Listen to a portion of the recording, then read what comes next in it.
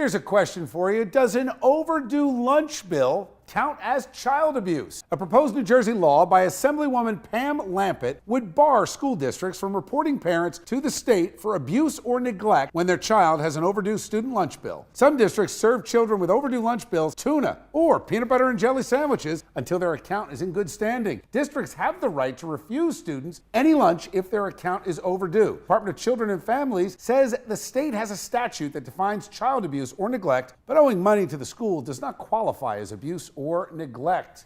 All right, let's bring back tonight's panel. We are joined by criminal defense attorney David Clark and former prosecutor, now defense attorney Bob Bianchi. David, I'll start with you on this.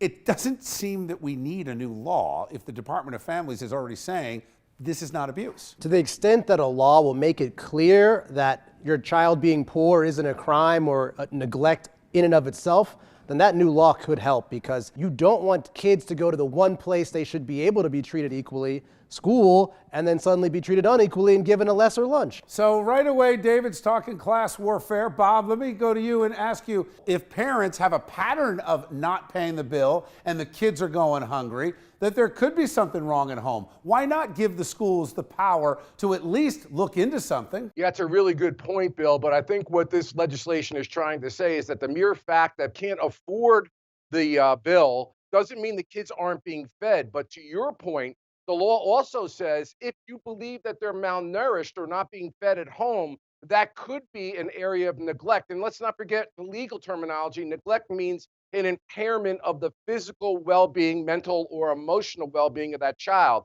So I think that we could both do the law as well as, Bill, if we believe that a kid is not being fed at home, that should be reported. Isn't the real problem here politicians who are just looking to grab a headline? The politicians are doing what they should do, which is protecting their constituents, the people who are small and can't speak up and say, I got a problem here, my kid's not getting fed equally because we didn't pay the bill. Why are we not feeding all the kids PB&J and tuna? It's cheaper on the taxpayers and it's certainly healthy. Well, Bill, you want to feed kids a nutritious lunch and one that they're going to like, and I'm not necessarily certain how much tuna with all of the mercury and things that are contained in that, or PB&J, is actually nutritious. But I will say this to your other point.